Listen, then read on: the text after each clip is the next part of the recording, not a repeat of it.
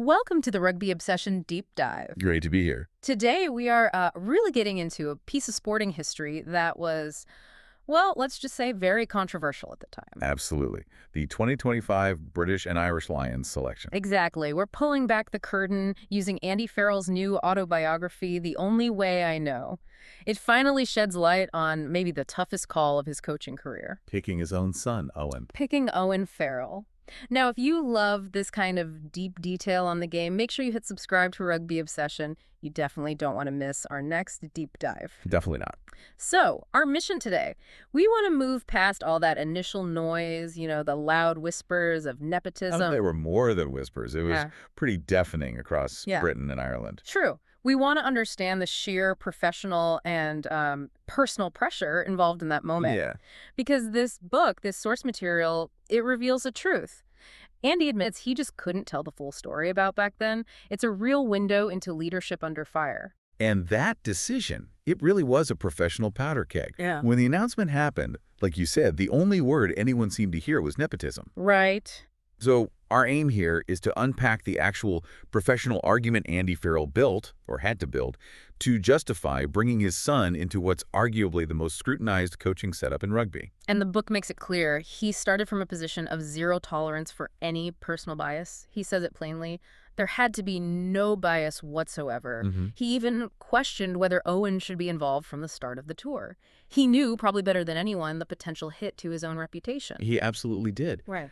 But the source material immediately gives you the counter-argument, the reason why, despite all that. Yeah. Well, Owen was coming off a difficult and injury-disrupted season in Paris with Racing 92, right? Yeah. Not ideal prep. Not at all. But the argument from the management was the absolute necessity of his unique leadership, his experience. And that experience angle is fascinating, isn't it? He was a four-time tourist. We're talking to 2013, 2017, 2021. He has that deep institutional Lions knowledge they really needed. Especially, and this is key, because only a few guys on that tour had been on the last sort of proper tour back in 2017. Right, the South Africa one was different. Exactly. But let me ask you this. If the selection was genuinely rooted in that irreplaceable leadership, why did the nepotism charge stick so hard? Was he truly irreplaceable, or was that the argument they needed to lean on publicly? Well, I think what this source suggests is that while the public just saw father and son, the entire coaching group saw this crucial, almost singular asset. Okay. And Andy makes it really clear this wasn't just his personal call. He says every other coach favored picking Owen too. Ah, okay. That's significant. It is. It suggests unanimous professional decision based on skill, sure, but also that unparalleled Lions experience and needing a senior figure who could just get the pressure of a test series immediately. Right. That consensus really was maybe their only shield against the public outcry they knew was coming. That professional justification context is crucial, but it leads us straight into the real core of the personal drama here, the phone call itself. This is where Andy Farrell did something, well, pretty extraordinary, way off the usual script. Totally off script. Usually the players just get named, maybe a quick heads up. Yeah. But Andy, he actually told the other coaches, look, this isn't a done deal yet. And he rang Owen first. Wow. And this wasn't just checking on an injury or something. This was about, mental readiness, emotional readiness. He had to, didn't he? After everything Owen went through. The book mentions what he had to put up with during the 2023 World Cup. Yeah, that was intense. That pressure wasn't just about playing well. It was the media scrutiny, the captaincy debates during a really tough tournament for England. Andy knew picking him for the Lions wasn't just asking him to play rugby. No, it was asking him to step right back into that spotlight, that furnace.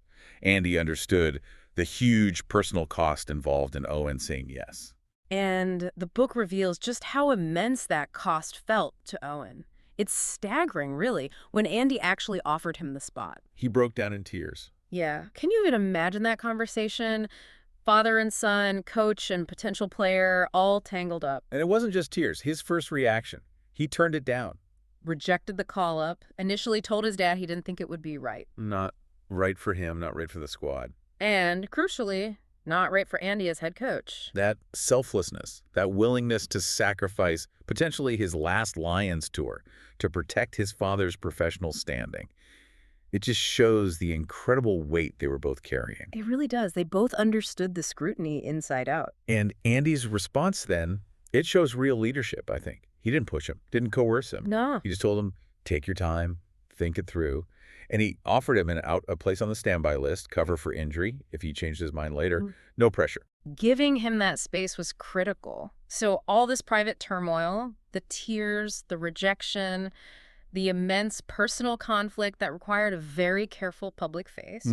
We all remember that '02 press conference, Andy getting asked directly if Owen was in the running. Played it very cool. Played it cool because, as he says in the book, he didn't feel he could tell the full story. Right. The public narrative was completely missing this deeply human drama playing out behind the scenes. Yeah, completely hidden. Look, if this kind of insight, this getting behind the headlines is why you love the game, please take just a second now and hit subscribe to Rugby Obsession. We really appreciate you joining us for these deep dives. Absolutely. Okay, so moving on to how this all resolved. Vindication, basically. In the end, yeah. Owen did eventually accept the call-up. But he joined the squad late, shortly before the test matches, which meant very limited prep time. Right, hardly any time to integrate. Huge pressure, minimal prep. Yeah. But his class apparently shone through pretty quickly. It did. Even with only, 2 chances for game time before the tests, he showed his value almost immediately. And was crucial in the tests themselves. Yeah, a vital asset. Didn't start the first test, but came off the bench in the second and third. Okay. And the ultimate outcome, the Lions won the series, their first series win in 12 years. Which, at the end of the day, validated Andy's professional judgment completely. Pretty much. The selection that caused such a storm proved correct where it mattered most on the pitch. But what's interesting, looking at the sources around that time and just after, is that even that kind of success doesn't just switch off the scrutiny, does it? Not a chance. His story didn't just end neatly with the Lions' win. He went straight from that back into the spotlight, just under a different kind of continuous pressure. That spotlight is just relentless, isn't it? You know, only months after that series win, you see this really strange mix in the news reports about him. What do you mean? Well, you had former players, like Andy Good mentioned one source, saying Owen was set for an unbelievable finish to his career. Okay, positive. But in the same breath, suggesting he might not even go back to Saracens as their main fly half. That kind of uncertainty. Right, that's odd. And then there was the whiplash with the England selection, wasn't there? Exactly. He's absent from Steve Borthwick's 36-man England squad, announced in September 2025. Which caused a huge debate nationally. Huge debate. And then, just a month later, October 6th, he's popping up in the Premiership Team of the Week, apparently oozing class. It's just constant ups and downs, the narrative shifting week by week. And that continuation of scrutiny, even after delivering a Lions series win. That's really the core lesson here, isn't it? Yeah, I think so. This whole saga, from the selection drama to the post-tour analysis, it just highlights the incredible resilience you need for leadership at that absolute top tier of international sport. You're constantly having to prove yourself, defend your place, regardless of what you achieved yesterday. And that trust. Andy Farrell showed trust in his professional judgment. Trust in the coaching consensus. Despite all the public noise, that's a lesson that really goes beyond rugby, I think. It applies in any high-stakes environment. So wrapping this up, what does it all mean for you listening? Well, Andy Farrell's book shows he put professional assessment first. He believed Owen's specific, experienced leadership was vital, even if it meant facing a storm of personal and public criticism. Right. The real story wasn't just about nepotism. It was about managing this incredibly raw human crisis behind a very controlled public image. Yeah, it shows that sometimes in top-level sport, leadership means having the courage to trust your internal expertise, that consensus, over what everyone outside is shouting. A courage that, in this case, paid off with a series trophy. Exactly. We would genuinely love to know what your thoughts are on this whole selection process. Was taking that risk with Owen Farrell necessary for the Lions to get the leadership they needed? Or did it maybe expose a vulnerability in how selections are perceived? Let us know what you think. Yeah, get involved in the conversation. And please don't forget to subscribe to Rugby Obsession to get your next deep dive delivered straight to you.